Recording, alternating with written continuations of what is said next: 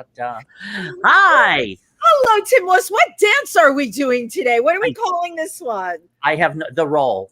The roll. Today we're doing the roll. The tuck and Hello, roll. everybody. Come roll with us on If These Walls Could Talk. I'm Wendy Stuart. I'm Tym Moss. Hi. We are so happy to have you all with us here, rolling with us today on this wicked Wednesday. It's the last day of January, Tim. Oh, that's right. My goodness. January 30th. Everybody, this was my birthday month, and today's the last day of the birthday. I celebrate all month long. Tim, today is the last day of my birthday. That's right. And it's been quite the celebration. It's been quite the celebration. And oh my God, this last week, I saw you like every day. Are you sick of me yet? No, I loved it. It was wonderful. Well, Tim mentioned celebration. I was lucky enough that I got last minute tickets to Madonna's celebration tour. Was not in the plan. I went with our amazing producer, Cameron Cole. What a show is all I can tell you, just on so many levels. Whether you love her, whether you hate her, whether you think her music is unbelievable, or whatever you think, you know what? She is a goddess and she is to be reckoned with.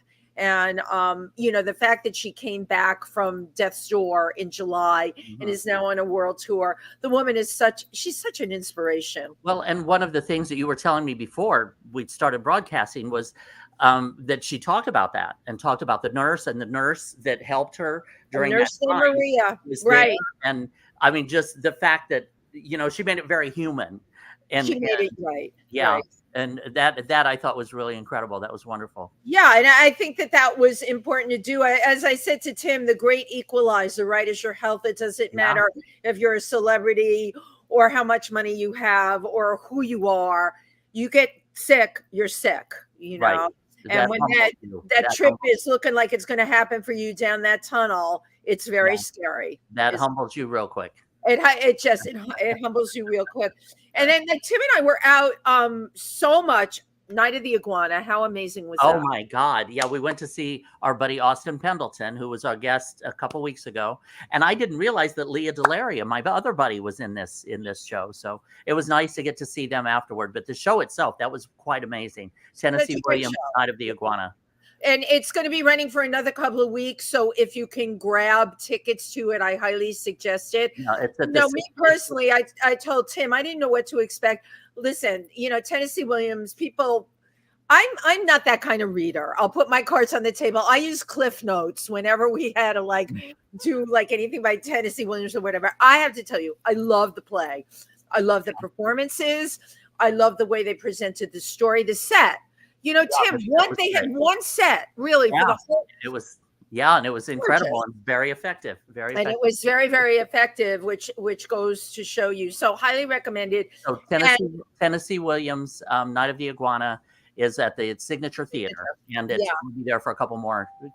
It's off Broadway here in New York City for a couple more weeks. So do go and see it. And then on Broadway, getting ready to close, is a fabulous, fabulous Broadway show, Harmony. Oh my God. Yeah. We went and saw that. That was incredible. We did. I know we told you all about it last week, but I know it is closing soon and the clock is ticking. You got to see it. It's a true story. Yeah. About a group of comedian singers. Yes, called Comedians Harmonic. Yes. Comedian group that I had never heard of, but during their day, they were the hottest group. They were international. They had 19 albums. They had, I think, 9 or 10 movies out. Yeah, that media that they made. Yes, and they were known worldwide, and because 3 of them were Jewish, and it was during World War II, they ended up just squashing them completely. They destroyed all their movies, they destroyed their albums, and there is no record of them in existence right now, which is just horrifying. And you know what, which is why a show like this, you and I, Tim, always talk about how, entertainment can bridge everything. This is why a show like this is so important, because, there's so much now denying in the media, denying in the news, trying to erase history.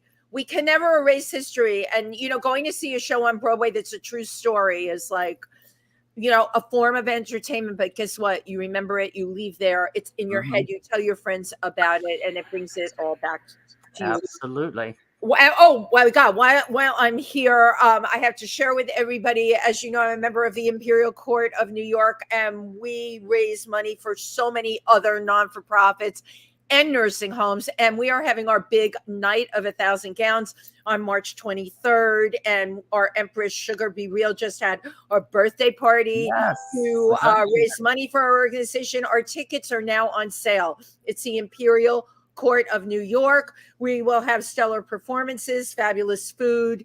The gowns will be to die for. It's Night of 1,000 Gowns. It will be at the Hilton Hotel this year. So please get your tickets. It's March 23rd and is just pull out those rhinestones. Yeah, I had went to a couple of events. Well, one was Ely, who is a designer. She's a model. She's on the cover of Red magazine this week. And I had went to her party down in Hudson Yards the other night, which was absolutely fabulous. Because it's interesting. That's what I love about New York is one night we go to a Broadway show. The next night I go to a fashion event. And and then I went out to dinner with my dear friends, Michael Brady, who he used to run the Third Avenue Bid in the South Bronx, and he's almost solely responsible for the complete restoration and just everything that's been happening in the South Bronx right now. Fabulous, and we've got a couple other projects that we're talking about, working on, moving ahead. So him and his husband, Tony Billups Brady, they're just a wonderful, wonderful couple.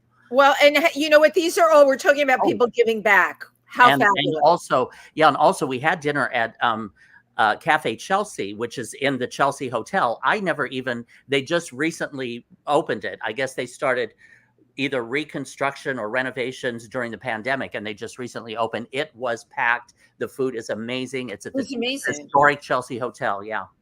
Wow. And great menu. Good to know. You see, we never lack things to do. Even during the pandemic, Tim and I walked the streets. Yeah, right. We were streetwalkers. We were on a stroll looking for things to do. But you know, when you're walking the streets, it can be dangerous sometimes. Yes. It really can. Which leads me to talk about our guest today, okay?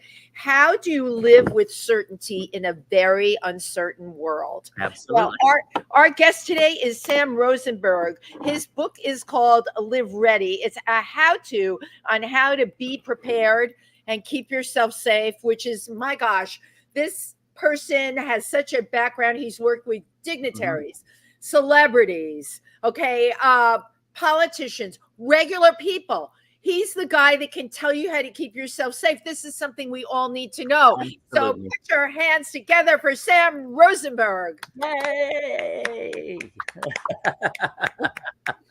Thank you. Hey, Sam, how you doing? I'm great. Thank you very much. Honored to be here with both of you. Well, yeah, we're all safe because we're virtually streaming, right? Nothing can happen except, oh my God, we could have a cyber attack. That could happen. That's right. Or worse, a power outage. That's right. Because we are living in an uncertain world.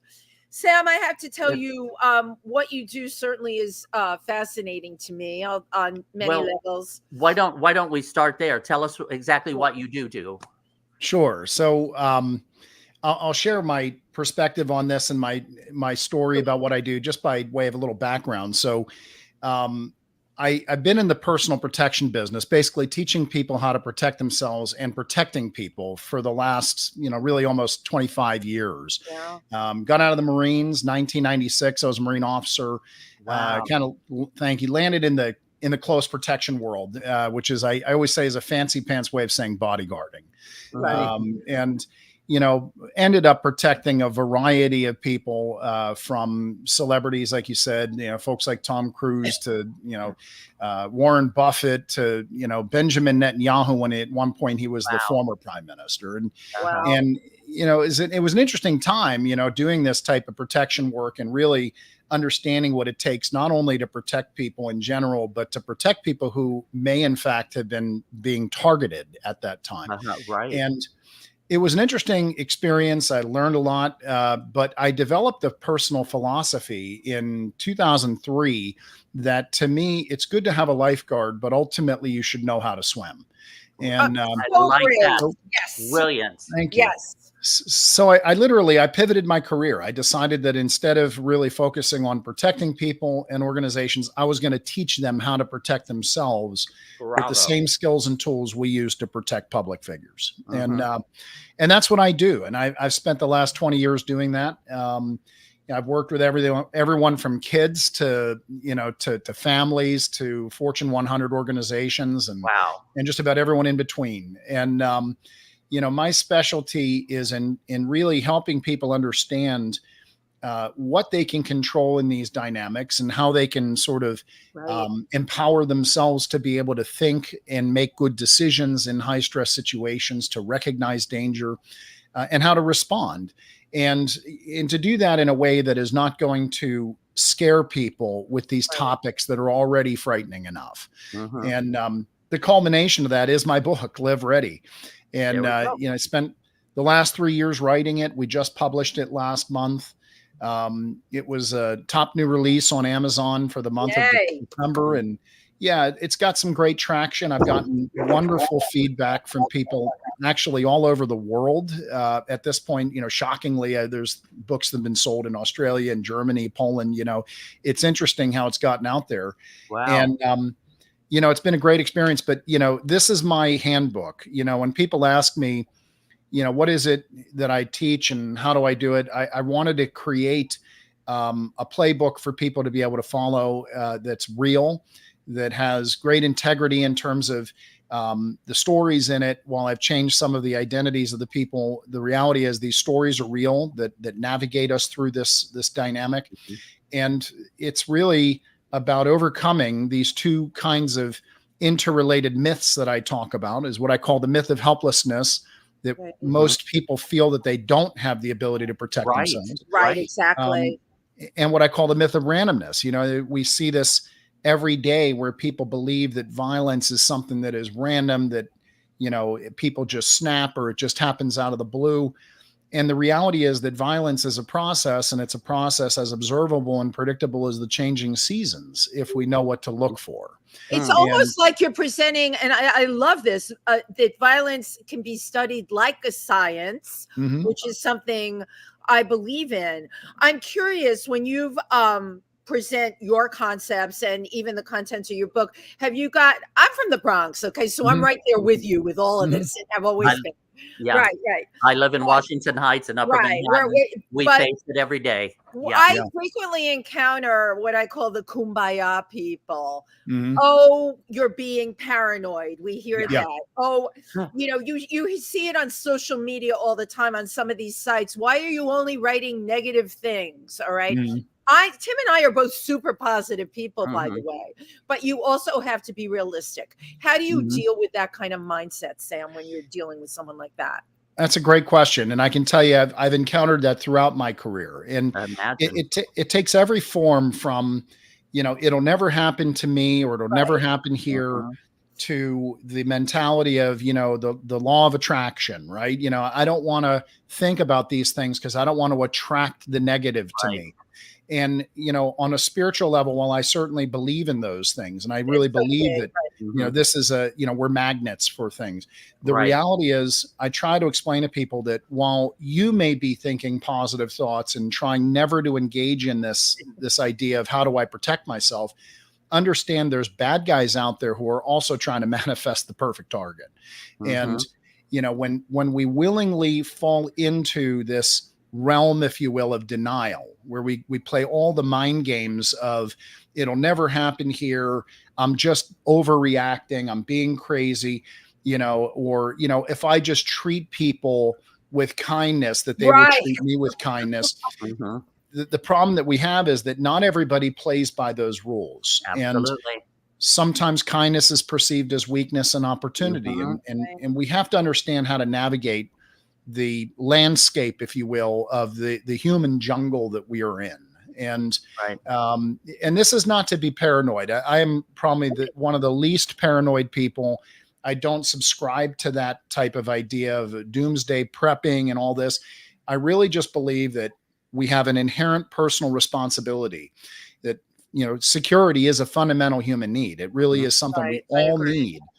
And but we have to understand that it's an individual responsibility. It can't be outsourced to anyone else, to law enforcement, even to protection specialists. It has to be something that we develop the skills ourselves.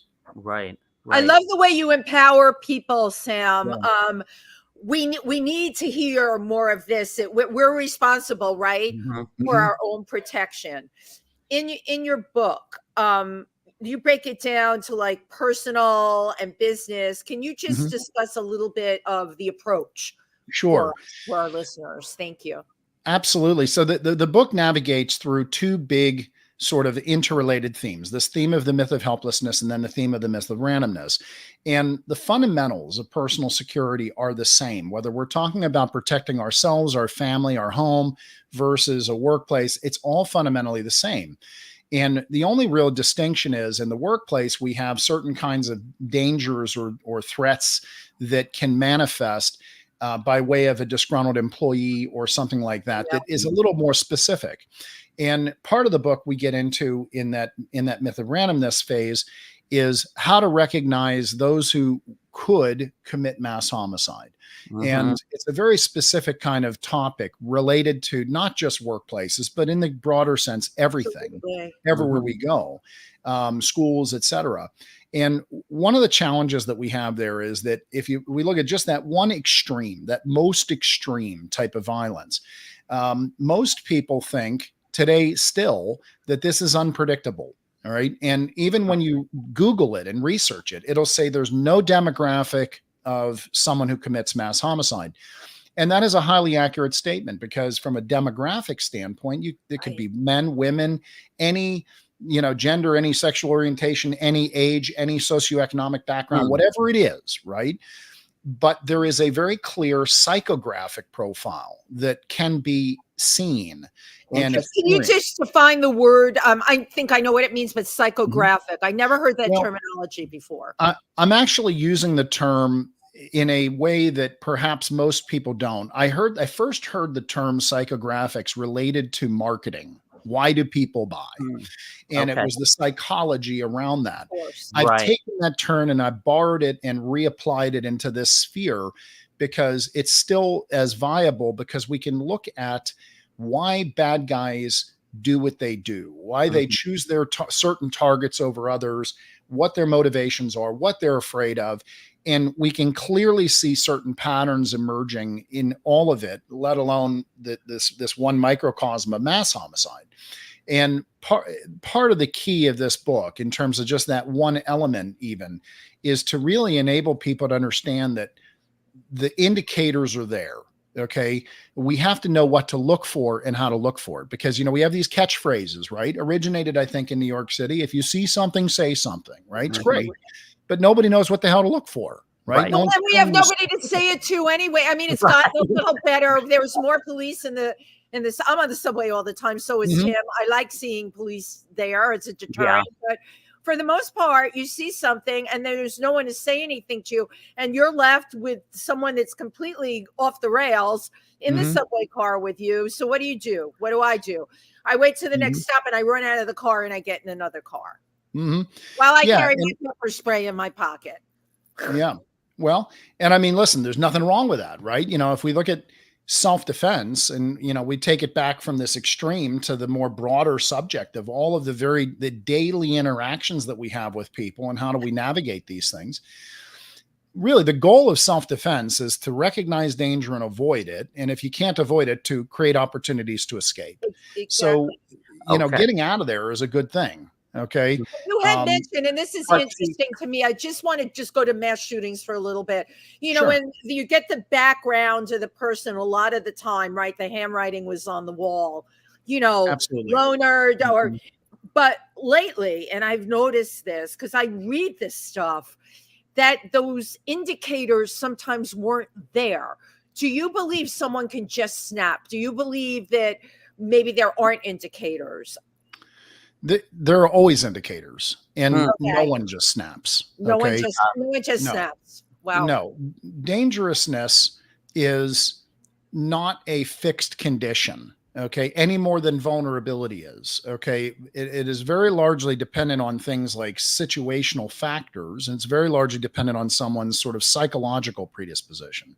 So when we look at, for example, the indicators, okay, I would say 99.9% of the time when law enforcement looks at all of the data of an incident and they start to put the pieces of the puzzle together, like you said, the writing was on the wall. The threats were made.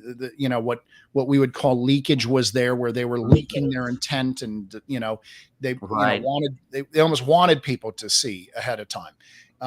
And what you usually have is people around them either not knowing what they're seeing or willfully sort of denying what they're seeing. And this actually goes back to the first question that you had, which is, this idea of it'll never happen here, right?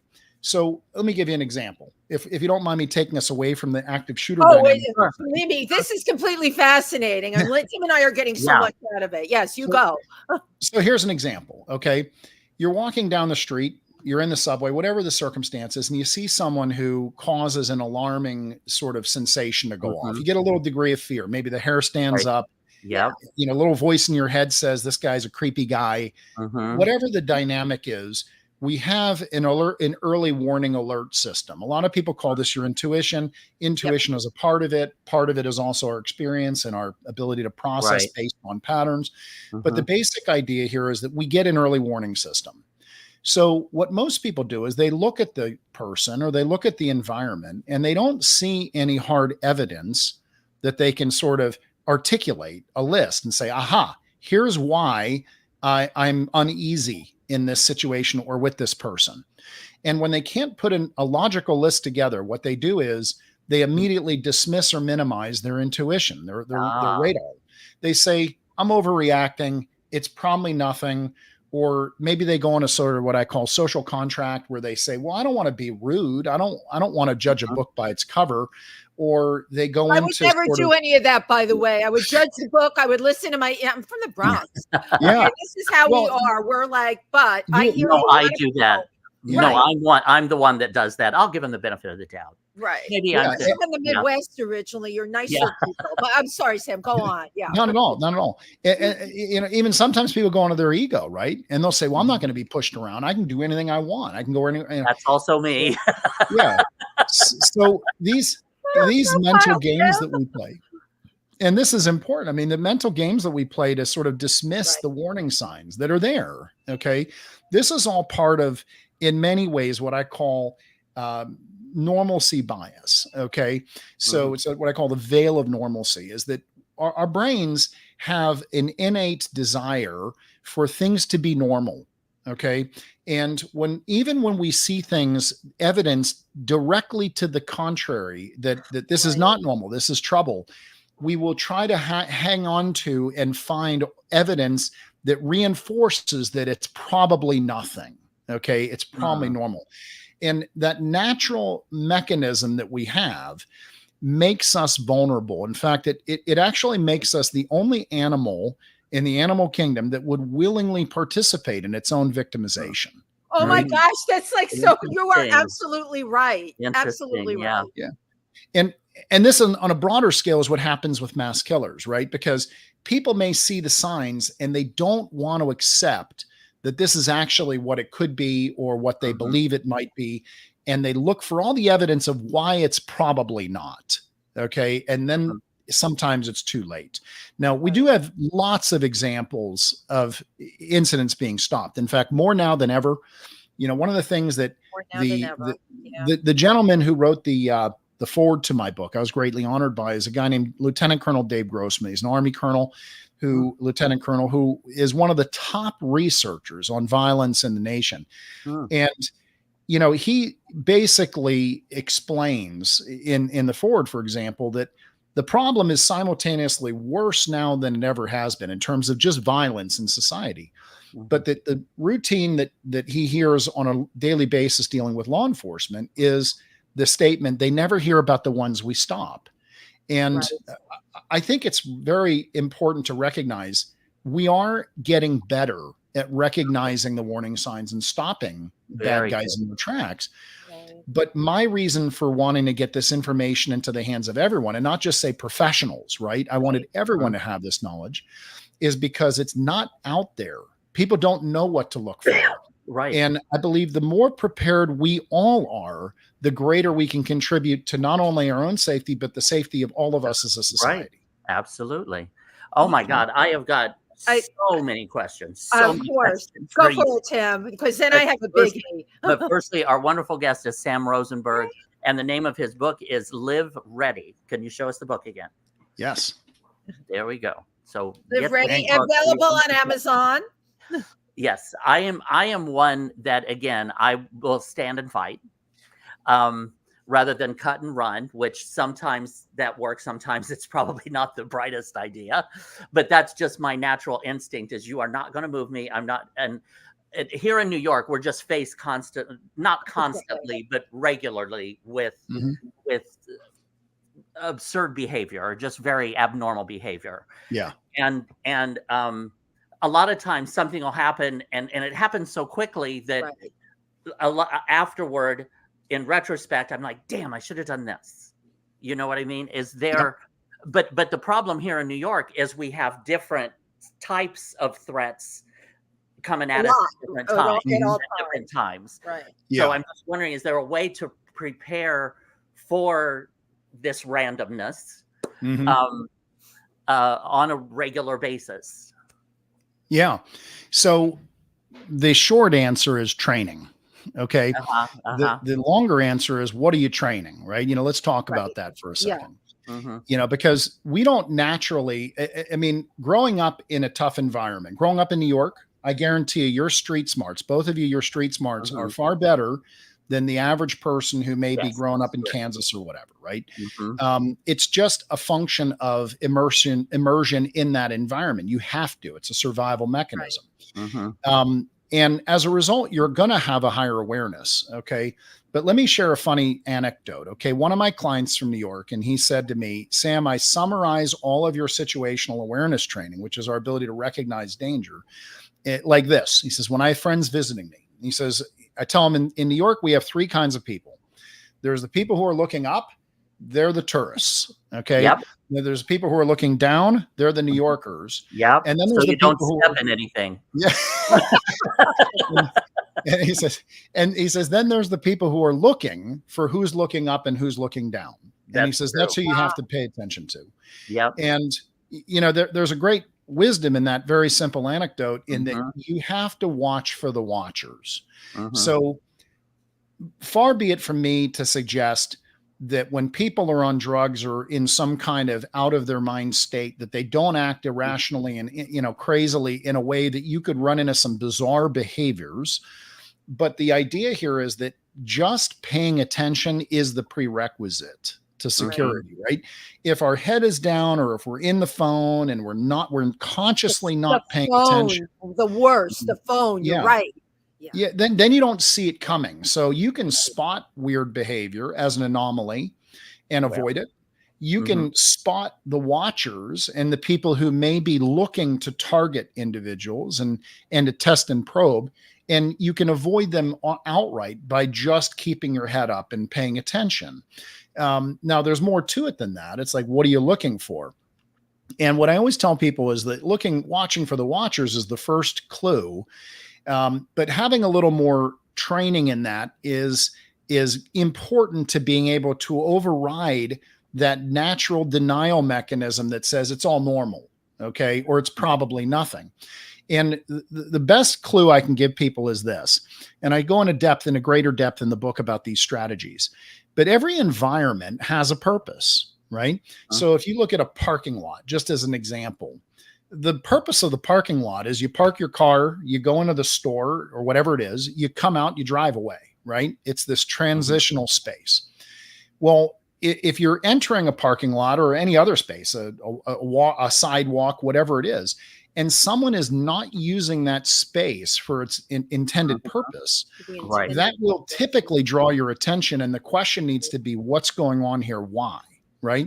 So we can all tell the difference functionally through body language and just reading people naturally, the difference between someone who may be waiting for a ride versus someone who is observing who's coming and going, right, in that parking lot.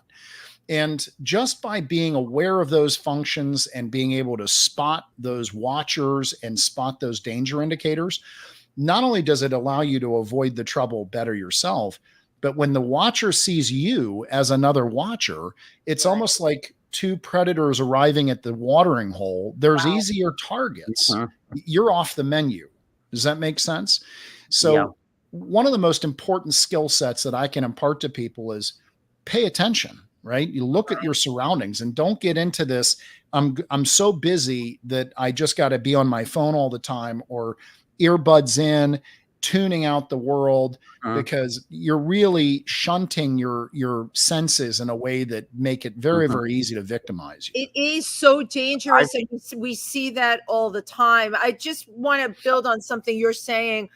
Some of what you said, I call it reading the streets. And I shared that with other people, and they're like, what are you talking about? Like, if I'm walking out here down the block, I'm reading the street. I'm looking at the feel. Right. Feel. I know what you mean. The instinct, there's the feel, there's the spaces, there's the people occupying the spaces. And you almost have to have the vision of an eagle where you take in everything that's around you. How do you teach people that? First of all, I love the term. That's awesome. And Wendy, I'm probably going to borrow that if you don't mind, and I'll make sure I give you credit for it. You can say I love that idea of reading the streets. So the way I explain it is, our radar, which is sort of this collective of mechanisms, including our intuition and our experience and our brain processing, our cognitive faculties that allow us to read the streets. What allows it to work is the part of our brain that controls our survivor, our limbic system, likes to create a baseline. Okay. And for every environment, we will have a baseline. So for example, if I'm in New York, my baseline's a little different than, say, if I'm in Boise, Idaho, okay, or in Islamabad, right? You're going to have different baselines based on the environment. Right. And that baseline is sort of what is typically expected or normal, what is predictable. And your radar is designed to notify you when anything is abnormal, okay, or things are too quiet, right? When things that should be happening are not happening, and you look around and go, what does everyone know that I don't, right? It's the tumbleweeds kind of thing. Right. That'll trigger our radar immediately. And we have to then pay attention even more closely. So one of the challenges of situational awareness, when I talk about it to people, is they say, well, you're just talking about being paranoid all the time. And the reality is, no, what you're talking about is just allowing your senses to pay attention. And like you said, to read the street in such a way that I can relax, because I know if I'm just taking in the information and observing with that eagle eye, then I'm going to be able to, my radar will alert me to anything that's out of control or out of normal or too quiet, and bring me into a higher level of consciousness to say, okay, what's going on, and do I need to do something about it? And that's the easiest way to think about it. With people who are traveling a lot, I always tell them it takes 48 hours on average to establish baseline.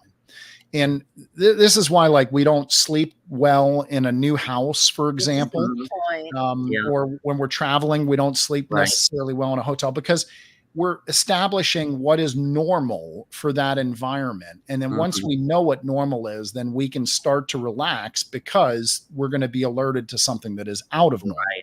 Right. Does that make sense? Yes, absolutely. As simple as that is, that's how our brain works. Yeah. Now, I have an incident about a year and a half ago. I was on the train, getting on the subway again, which is an environment, a specific type of environment. Get on the subway. It was clear out in Queens. It was at the beginning of the line. So there was like nobody, maybe 5 people and me. And just as the doors were about to close, I hear, bam, somebody throws something over here and gets on. And it was this man who was, and this was during the pandemic or close. It was really crazy. Pandemic. And he was obviously having some kind of psychotic episode, and he was beating the wall, and he was yelling and screeching. And I know you say not to do this, but I'm I have my phone here, but I'm watching him Mm-hmm. out of the corner of my eye. It has every move. And all of a sudden, then he starts to walk down this way. I'm like, oh God, he's on the move. And I will be swearing in this incident or in this explanation. Feel free. But he comes walking back by and does this, like there's a fist in front of my face. He just does that. And I go, what the fuck is your problem? And he just walked on, and I went back to my machine thing. And he was talking about how the cops had taken his meds. I don't know if he was talking street drugs or medications or what, but he just kept going and going and going. And of course, at the first stop, everybody got off and left. So it's me and somebody clear down at the end of the car. They ran down there, and I'm like, fuck, I'm not leaving. And me and my ego. And wow, Tim, you didn't leave the car. I'm shocked. And I'm just sitting there. I'm still watching him out because he wasn't bothering me. He wasn't doing anything specific. But then he started charging at me. I saw him coming. I put the phone. I stood up because I'm a big man. Yeah, you're big. And I stood up and I said, you better step the fuck off right now. And he stopped because he was shocked at my size. And I said, listen, I know you've had a bad day. I heard what you were saying. If you want to sit down and talk about it, that's fine. But he was like he was batshit crazy. And that caught him off guard. Yeah. And he just like, no, it's okay. He pulled up his shirt and he was bleeding. And I said, oh, you're bleeding. I said, you need me to help you to get to a hospital. Wow. And he goes, no. And then he left. He went back and was carrying on over at that part of the car again. And sat back down. I never left. Sat right there. As we got closer, more people started getting on. They had no idea what was going on. And somebody brings a baby right next to me. That changes the wow. Like, you better not come over if there's a baby here. I will go off. Yeah. But he never did. And he got out at the next stop once it got too crowded. Yeah. So I probably should have gotten off. I think you took a huge chance. Well, I know you stood your ground, and I get that. And you're right. You're tall, and you I don't like people shoving me around, pushing me around. So you took the chance. I'm here. You're here. You've got the rest of the fucking world out there. I'm right here. Fuck you. That's my Tim, if he had been armed, but if you had your phone, that's all you had. If he had been armed, that would have been if he was hitting we have these plexiglass like where you have the subway map behind it, and he was hitting that, he had to have broken some fingers because he was hitting it really hard. God. And if he would have broken that and had if he would have had something sharp, that would have been a different equation. Game changer. I mean, Tim, I'm not going to all of this going on, but I'm looking back on it. I was like, I probably should have just gotten out and went to the next car. Yeah. Well, I mean, here's the thing, right? You're in a trapped environment anyway. Okay. Right. Whether you go to the next car and he follows you. Here's what you just explained. That story is fantastic. And I'm so glad you shared it with us, and you handled it perfectly.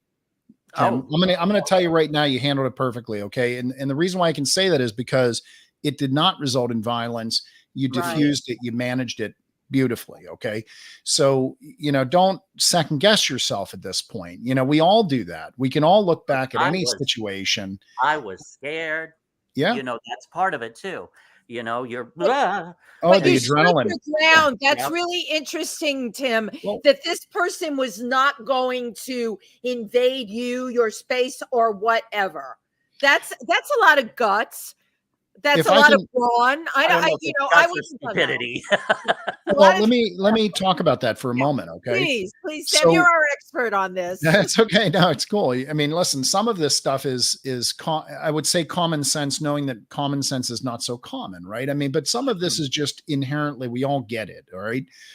But one of the things that has been proven to me over and over and over again is even the most desperate criminal is careful in how they select their targets.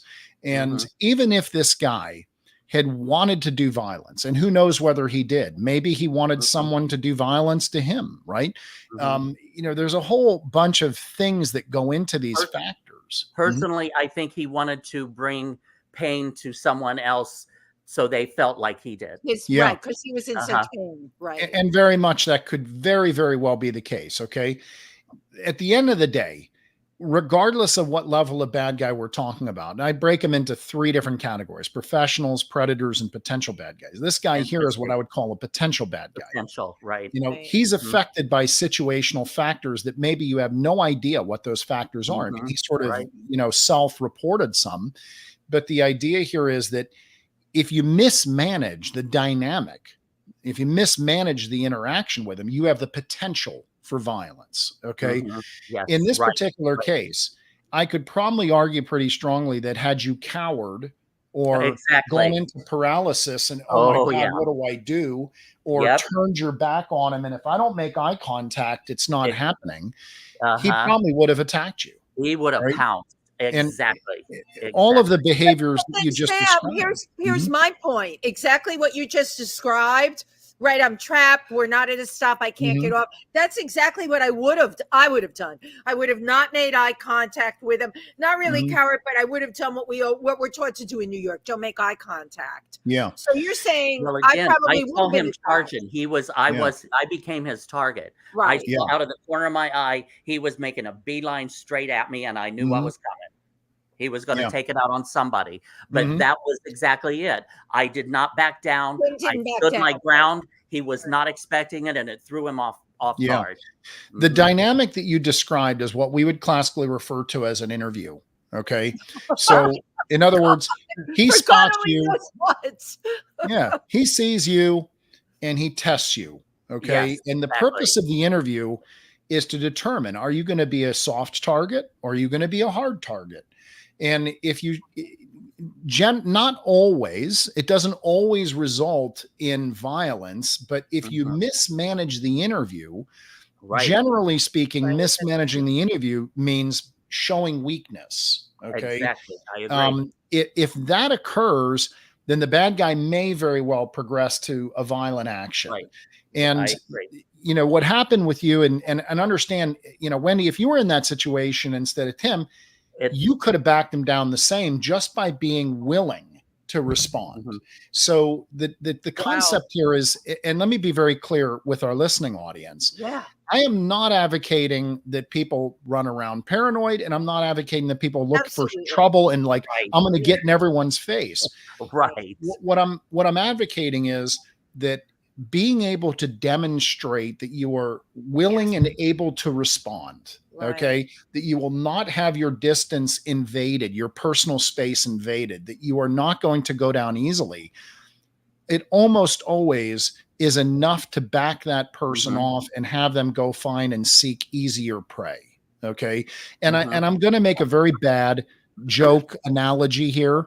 Okay, we won't touch you. It's not terribly unlike the old joke about the bear, right? How fast do you have to outrun a bear? You know, faster than the guy next to me. Okay. Now, I totally recognize this is a sad state. Okay. But here's the thing. None of us here are in the business of taking that bad guy out of the society and trying to remove him from being a problem. And we can apply this to a predatory bad guy. What's that? I got one of those stories too. Go ahead. You know, and I mean, let's say this wasn't just a potential bad guy. This could have been a predator looking for, you know, someone to rape, robbery, murder, assault, something like that. The idea here is that predator, for example, is probably going to victimize someone. You just have to make sure it's not you.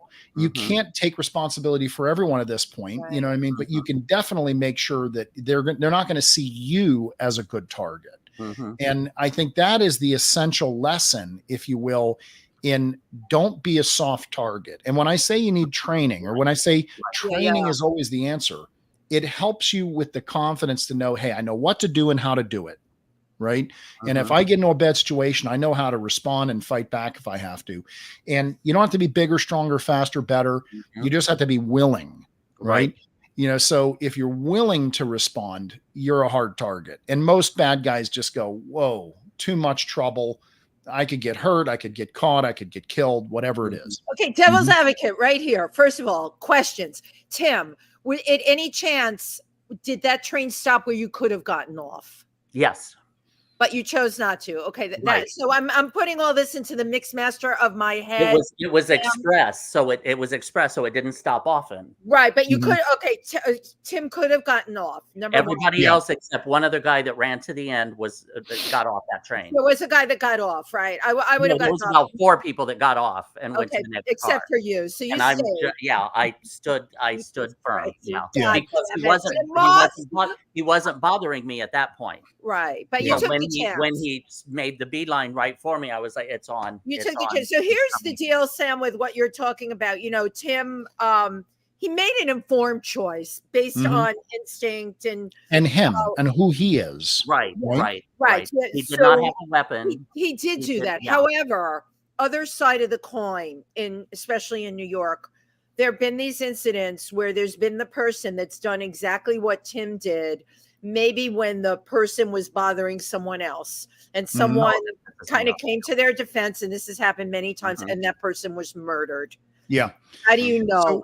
How do you know? You don't know. I could have pulled a knife on Tim at any moment. You don't know. And you have to base your response based on who you are and what you're bringing to the table. And what I mean by that is what skill sets and confidence you have to be able to handle it if it escalates to that. There's lots of examples we could talk about, not the least of which is the Daniel Penny case, which is going on right now. And the Daniel Penny case is the gentleman, a former Marine who.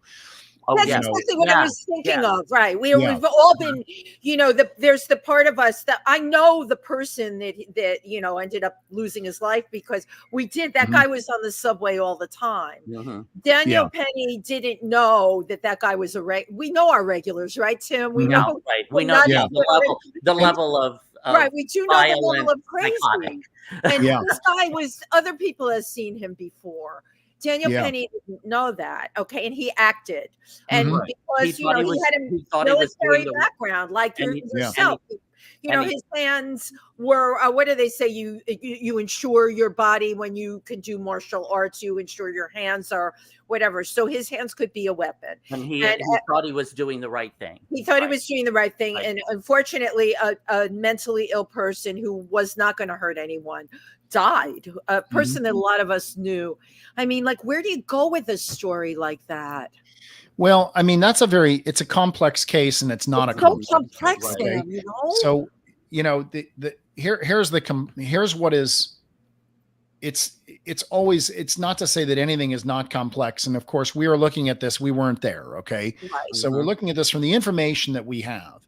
But let me go to the 30,000-foot view for a second. Okay. Yeah. What you define as, we've all been in these situations, or we've heard of these situations where someone is acting like this lunatic that gave you a hard time, Tim, right? And regardless of his reasons for whatever, that was a very dangerous situation. Okay. And had it not been you managing it the way you did, I would say for the majority of most people, I would say, Wendy, you're right. Get off the train and just get out of there. Okay. But any one of us can find us in the wrong place at the wrong time. Exactly. Okay? And now what are we left with? We have to be able to physically defend ourselves. Okay. Yeah. Or others. In the Daniel Penny case, not to go deep into that, because we could spend hours on that. Right. And was he justified and all this? The basics of that, as we understand it, is the guy's on the train acting kind of not terribly unlike what this character is that you described, Tim. He's acting erratic. He's almost being violent. He's getting in people's face. He's saying, I want to die. I want to kill people. I don't care if I go to jail. I don't care if I die. And Daniel Penny decides to step in and act. Now, just from that standpoint, regardless of outcome, we have to applaud the behavior of someone who is willing to put themselves potentially in harm's way to protect the innocent. And the challenge of that is that right now in our society, we've always had this idea, and it was the term was coined in New York, of this issue of spectator syndrome. Okay. Right. Yeah. Yep. And it goes back to the Kitty Genovese case back in the 70s. Oh my gosh. Way back. Right. And, for those of you who don't know what that case was, a woman was attacked in Central Park, was attempted rape and murder. She screamed. 150 people in the area heard her and nobody even called 911. Okay. Right. And what they did was they assessed this. They did some research on this, and they found that everybody assumed someone else had already called. Okay. Right. So they term this idea of spectator syndrome as part of this human psychology, that if you're amongst other people, you assume it's someone else's responsibility. We don't do anything. It's even worse now, because I always half jokingly tell people, if you have a situation, you're going to have 3 responses from the people around you. Most will run. All right. They won't help you. Most will run. Right. Some will try to help. Very few. Okay. Others will whip out their phone and film. All right. Right. Now that's exactly right. Right. You know, we become conditioned to be spectators. Right. The spectators. So to me, the idea that a Daniel Penny or someone like that would step in to help and try and prevent the violence from escalating is a very important factor. The challenge in this situation is that he used the wrong technique, possibly in an incorrect way, and the guy ended up resulting in death. It was not intended to be a lethal kind of thing, but it resulted in that. So now the question is, was he justified in that level of force? Not that he was justified in getting involved, but was he justified in the level of force that resulted in a fatality? And that really is going to come down to a jury looking at this and saying, if I were there, would I have felt afraid for my life? That this guy was going to kill people. And if the people who were on that train believe that they were afraid for their life, and that this guy, had he not stepped in, saved them, then I think Daniel Penny is going to be found to be innocent of the charges. And I think that personally, I think that this is to a degree of travesty of justice, the way this is being handled. I agree. Okay. Yeah. Used to be that, we wouldn't bow to the mob, and the legal system wouldn't bow to the mob and say, we have to have a pound of flesh because someone's upset about it. They'd say the law is the law. It's challenging. And, when I see people let go for rapes or attempted murders without bail, and I see Daniel Penny driven to the wall with this, it's really hard to look at it and say there's true equality, you know what I mean, in the legal system. So it's a complex case. Right. And that's a whole other can of worms, the current legal system. And a lot of that's got to do with how we react. Right. My first dealing with this, my daughter was in the gym. Some woman tried to sell her drugs. She was like 13. We were both at the gym. We go to leave. My daughter tells me this happened. I'm like, point her out to me. The woman leaves the gym, and I go over to her. I'm like, excuse me. You tried to sell my daughter drugs. She says, I don't know what you're talking about. And she brushes past me and continues walking. So the Bronx girl in me came out. I tackled her to the ground. I know, Tim, this is ugly. You don't want to hear this. I tackled her to the ground. Yeah, Mama Bear, exactly. And I did even worse than that on her earrings, which I believe her ears were pierced. And not anymore. My daughter was horrified. The police were called. And the cop that pulled me aside said to me, we searched her purse. We did find some things, but for what you did, she could press charges against you. And I was standing there dumbfounded. I'm like, wait a minute. She tried to, sell drugs to my daughter. And it wasn't just for my daughter. And there were other kids that were working out there. And here I thought I was doing something. I'm protecting, right? The Mama Bear.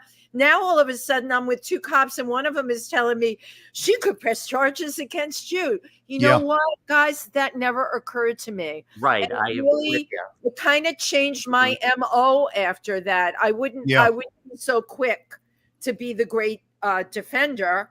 When you said it, Sam, that when you start to think of the legal system, and now is even worse than ever, where perpetrators are just allowed to walk free. What do we do as common citizens? I guess we're back to, we have to live ready. We have to assess the situation in front of it. There we go. It's in the book. In this book, one of the reasons why and I addressed exactly what you're talking about. I actually wrote a chapter in the book specifically about the legal dynamics associated with use of force. Thank you. Okay. Right.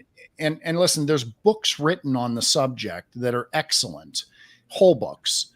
What I wanted to do was ensure that everybody who reads this book has a working, practical understanding of when is it appropriate to touch someone and when is it not in terms of self-defense. And the law enforcement officer who told you that is not wrong when it comes to the law, right? But the idea here is that it really is a quandary for people because the average person thinks they're doing right.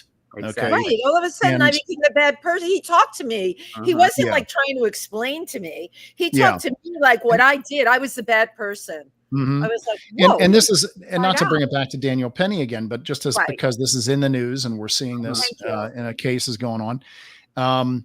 Again, you made the comment earlier, well, he was a military guy, his hands are lethal weapons. Believe me, you are granting far more far more credibility, if you will, to the hand-to-hand combat training that soldiers receive. Okay.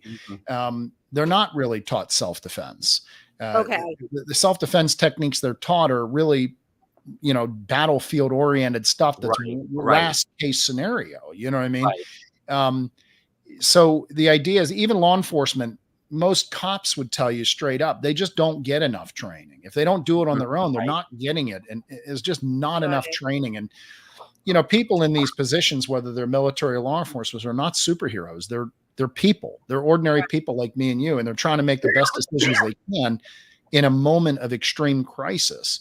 And, we all hope they turn out as positively as Tim's situation, right? Where he was able to manage that interview, back that guy down, show that he's a hard target, and he diffused it. Right. But, so often people don't know what they're doing. They mismanage that. It turns violent.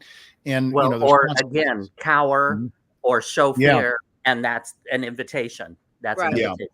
Yeah. Wow. So, it's multifaceted. I mean, the way I approach the subject in my book is, you can't teach physical techniques through a book. Okay. So what I did was I tried to teach all the soft skills. How do you recognize danger, avoid trouble, and be able to not only make decisions, but how do you actually override the natural paralysis effect, that normal freezing dynamic that occurs when we don't know what to do? Sort of systematically imparting some information into the computer allows you to overcome some of that. All right. At the same time, having a deeper understanding of the law and why the law is written the way it is, and the wisdom of it, if you will, as it's written, is to understand, like, this is a framework for how to make these decisions. Do I get involved? If so, what level? But the idea here is that the practical information in this. I mean, I wrote the book. I gave I forget what you call that page, the dedication page, right? I dedicated the book to my wife and my two kids because, to me, I could get hit by a bus tomorrow and I don't want this knowledge to die, right? I wanted it to be imparted. Yeah. And literally, this is what I would teach my kids. You know what I mean? So I would encourage everyone, get this book, have your kids read it, listen to it on Audible. I read the Audible book. It's a very professional production, but you get to hear my great voice.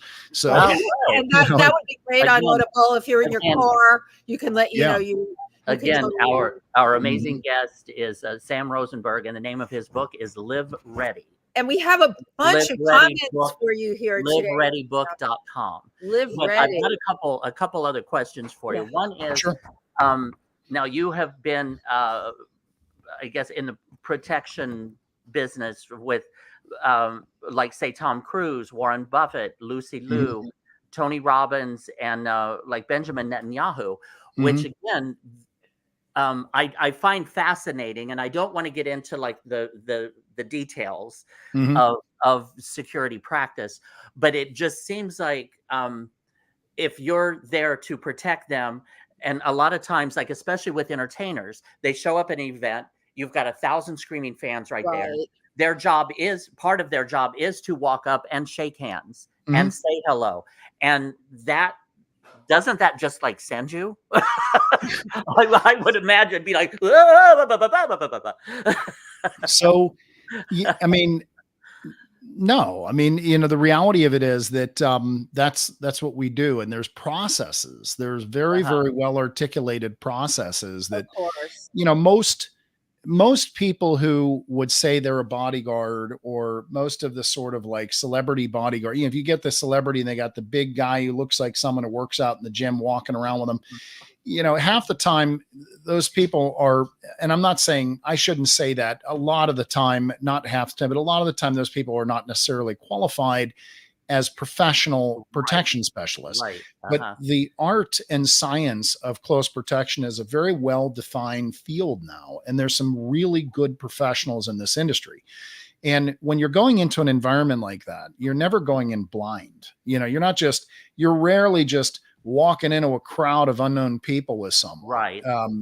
And there's certain dynamics of how close you need to be and how you mitigate those potential dangers. But I'll give you an example. Okay. Most extreme, we got Israeli dignitary, right? He's going to be on stage presenting. Now more than ever, we see the level of potential animosity and difficulties. Right.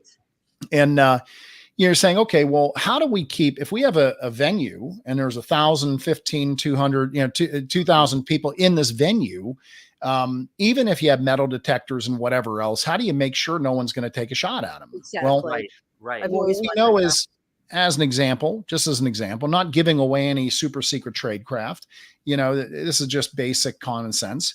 But the idea is that we know that outside of approximately 21 feet, and this is research that's been done by great researchers and specialists like Gavin DeBecker and Tom Taylor, who's, now no longer with us, but, a lot of really great professional protection people.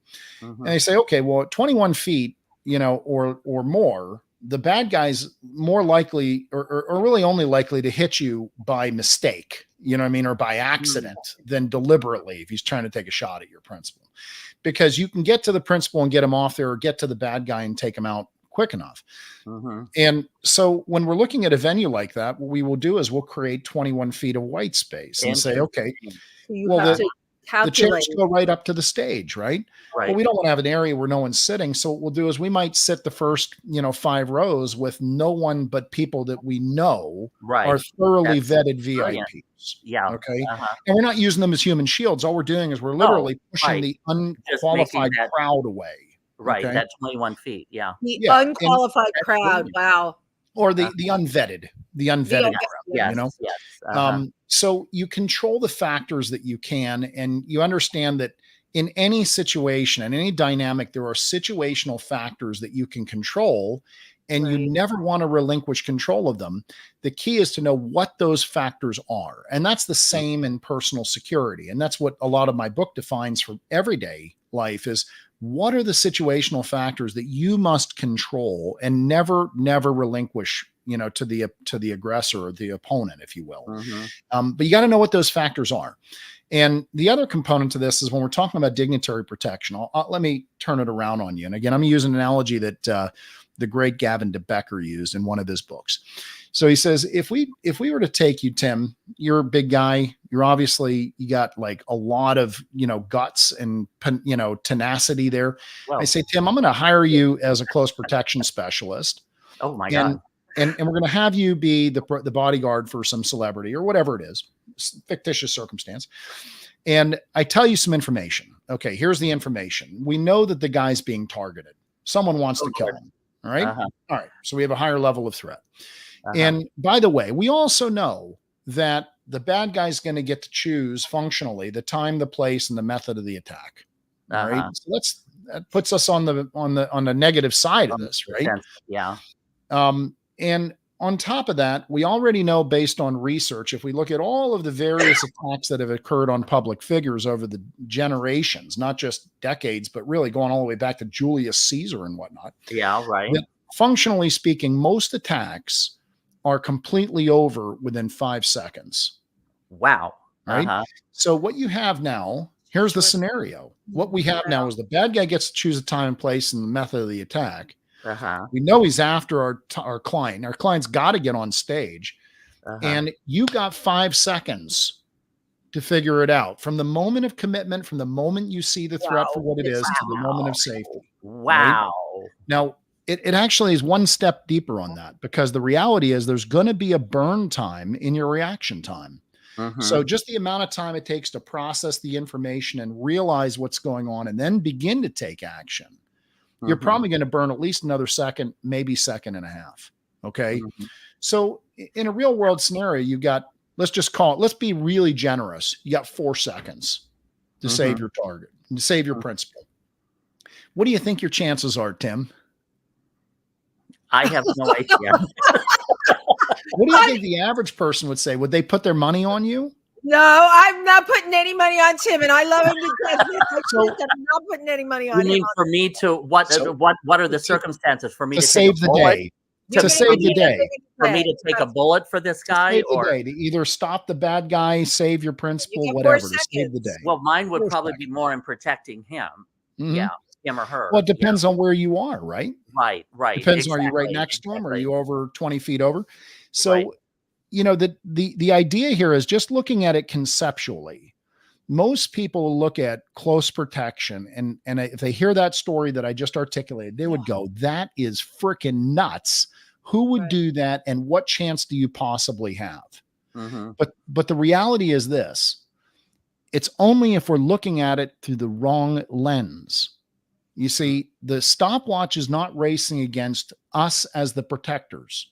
The stopwatch is racing against the bad guy. Absolutely. Because the reality is the bad guy has to understand, and they have one and only one chance to pull it off. If they screw it up, if they get stopped, they're done. And no one will ever hear why they were mad, and no one will ever hear what their manifesto is, and their mission will fail. This is the same with terrorists. It's the same with mass killers. And it's the chink in the armor of bad guys, because they're constantly assessing targets and saying, can I pull it off?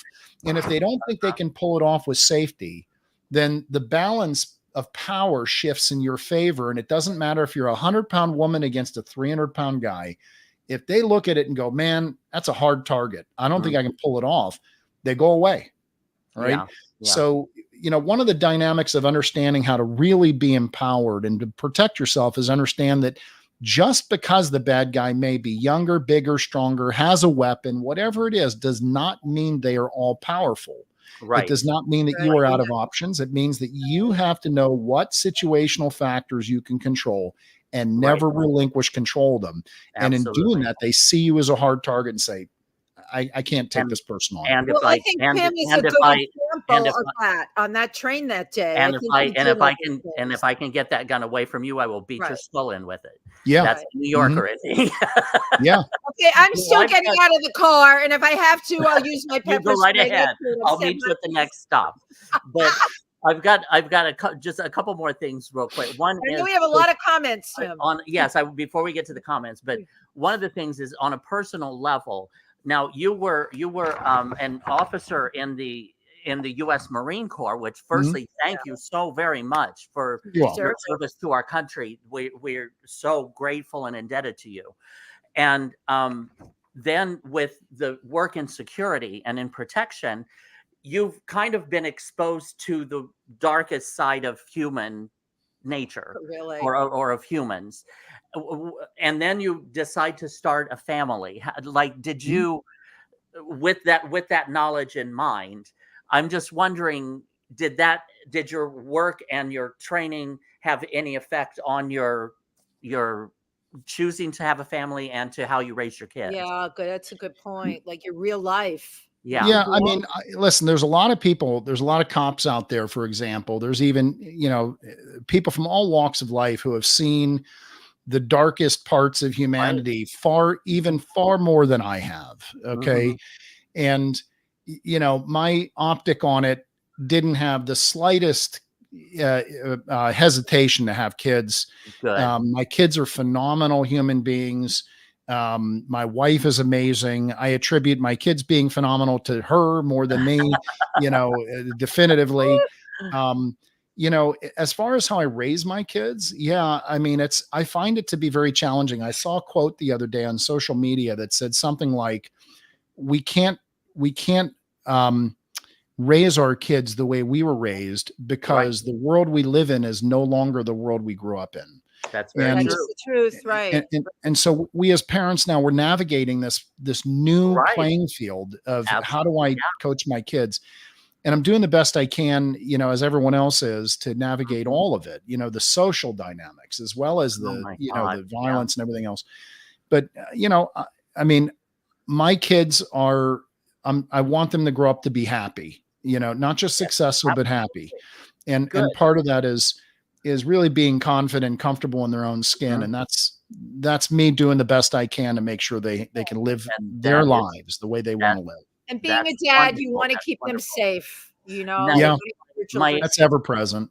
Yes. Right. Now, my other thing is, again, being a father, and the schools now are not safe from all of this with school shootings. And I can't imagine sending a child off to school these days. But now you were also a part of, you have to train schools. Is that correct? Like, can you tell us a little bit about that, about going into these organizations or schools to teach them what to do under extreme situations? Yeah. So 2003, 2004, shortly after I got started teaching self-defense, I got approached by a number of school teachers, and there was, you know, maybe a half a dozen or so they all had the same story. They said, you know, they're teaching us lockdown protocols in the schools. Now, this is going back 20 years. And they're teaching us these lockdown protocols, but what do we do if we're the first classroom that gets hit? What do I do if I'm face to face with an armed intruder? I will tell you, I've worked with dozens of schools. I've worked with literally thousands of educators and administrators. And I'll tell you, there's something I've come to believe very strongly. And that is that courage is not the issue. All right. These teachers and these administrators, by and large, everywhere I go, with very, very few exceptions, would literally put their own body in front of a killer and between their killer and their kids in a heartbeat. Okay. The key is they got to know what to do when they get there. And, you know, they got to have some survival mechanism, some tools to be able to fall back on. And what I found that I could contribute to this whole idea of this run, hide, fight protocol was, what do you do if you have to fight back? Right. You know, the lockdowns are good. School resource officers are good. Threat assessment is great. We're trying to stop things before they happen, and I assess the threats. But we got to ultimately teach people what to do if they come face to face. And for our listening audience, I just want to tell you this 100% clearly. I am not advocating that every teacher carry around a gun. Right? Absolutely. That is just that's not my thing. Even though, you know, firearms are a tool, and they're a tool in my world, the reality of it is it's not something that I advocate for a whole bunch of tactical reasons. You know, teachers need to be protecting their classroom, not running around trying to take down the shooter. That's someone else's problem. Absolutely. So the idea here is that we're talking about immediate action drills of how do you disarm a firearm? What do you do? How does it work under extreme adrenaline? How do you retain that knowledge? And I did that for a long time. And I will tell you, I've since about 4 or 5 years ago, I really started to shift gears more towards working, not so much in schools, but more so with just workplaces. I've always done work with workplaces and schools and organizations, but trying to deal with school boards and administrations to get this material out there is absolutely, it is beyond painful. I never made any real money doing it. It was never something that I did for money. I mean, we charge a little, we charge for a cost, but I never did it as a profit, you know, thing. It was a mission oriented thing. And, you know, I just got really tired of dealing with people questioning my motives and who am I to be teaching, and you know this kind of Sam, that is a very real thing that you have brought out. But thank you for what you did do. Absolutely. It's unfortunate that we're having a conversation about this at school shootings and things like Sandy Hook. All right. Happened and we know they're happening more, and thank you for every teacher that you empowered, absolutely and the work that you did, and the school board thing. And I mean, this is because we know where your motivation is coming from. How pure you're caring.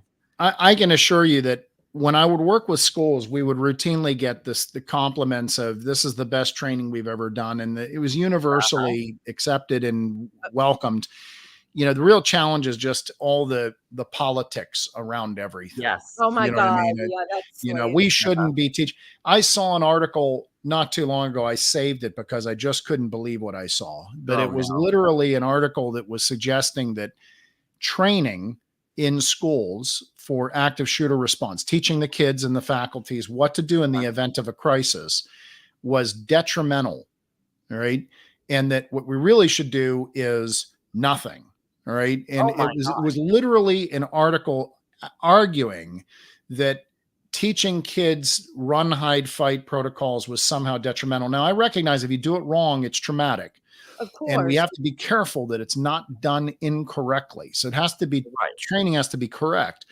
But the idea of saying we would willfully not prepare ourselves to handle dangerous situations because we're afraid someone may be offended by it or triggered by it. Right. It's unbelievable to me. Incredible. Sam, and Tim, I really want to we had some incredible people tune in. I'd like to read some of the comments. First of all, B. Claudia, who comes the furthest, she's in Germany. Hi. She worked at a TV station and had a letter bomb explode in 1994. Racist against the host, was a terrorist attack. I worked later 4 years with a bodyguard. We were trained by specialists exactly the same way that you just described, Sam. So, awesome. What a wonderful comment. I'm sorry she had that experience, but but we're dealing with the reality of the world we live in now. Francine Mancini, I'm a psychiatrist, social worker for 25 years plus. It could have gone either way, but you talk to him like a human being. This must be for you, Tim, which really, really helped. You see that, you made the right decision. Tim, what do you have on your end on your scroll? I have Justin Gooding says, really great information. I wish I had known some of it before I was attacked in a bias hate crime in 2021. There you go. Thank you so much for having Mr. Rosenberg on your show. Always your fan, Gladiola Gladrags. Thank you. He's a drag queen that we work with. We were in a film with recently. Francine, yes, that one you just read. B. Claudia will read your book, and she's and very thankful that you came on. I mean, what you've given to our guests here is firsthand. My friend Marty Busher, totally. He's not on this scroll. He's on. We're getting scrolls in a million directions. Really appreciated you being on today. My pleasure. Suze Genero, who is a fashion or a designer in Massachusetts, says hello, dolls. Apollonia Cabrera says great show. Louis Chaim Goldstein says, yes, patterns of violence can be seen. They must be addressed. Yeah. I mean, and Suze also said that she's going to buy the book. Yes, she's going to buy your book. You're terrific that you wrote this book. You are a terrific speaker, Sam, and can really, really help our society right now. Tim and I are all about giving back. How can we make things better? We're not people that stick our heads in the sand ever. And really to have a guest like you that wrote this book, Live Ready, it's a handbook that every person in our society can use right now. Absolutely. Absolutely. Thank you. You'll save lives with this one, which is really, really great. Yes. We thank you for all you've done and all you're doing, and just for our society and keeping us as safe as possible.